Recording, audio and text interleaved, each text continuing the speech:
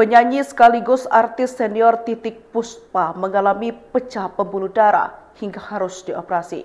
Artis senior berusia 87 tahun itu sempat pingsan saat berada di sebuah stasiun televisi di kawasan Mampang, Jakarta Selatan. Titiek Puspa lantas dilarikan ke rumah sakit pada Rabu 26 Maret 2025 malam. Mia, sang manajer kepada awak media Kamis 27 Maret 2025 mengatakan setibanya di rumah sakit dokter langsung melakukan penanganan medis terhadap Titiek Puspa. Titiek Puspa harus menjalani operasi.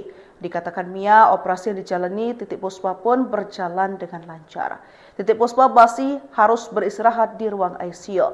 Kondisi Titiek Puspa saat ini belum sepenuhnya stabil setelah menjalani operasi. Manajer Titiek Puspa, Mia, mengatakan bahwa Titiek Puspa menjalani operasi pembuluh darah pada Rabu, 26 Maret 2025. Kata Mia, Titiek Puspa tiba-tiba pingsan setelah mengisi sebuah acara di salah satu program televisi. Menurut dari susternya kemarin, lagi jalan, capek, tiba-tiba pingsan.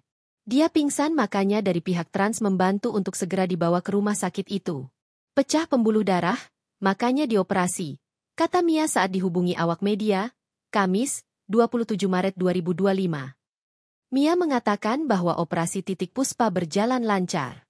Kini, Titiek Puspa sudah kembali dirawat di ruang ICU.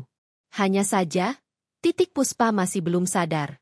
Saat ditanya apakah Titiek Puspa mengalami stroke, Mia belum mengetahuinya secara lebih pasti. Mia menyebut anak Titiek yang nantinya akan bicara dengan awak media. Belum tahu, apakah stroke, takut kesalahan. Itu anaknya baru pulang besok. Berkabar biar beliau yang bicara langsung karena beliau yang intens di sana, tutur Mia.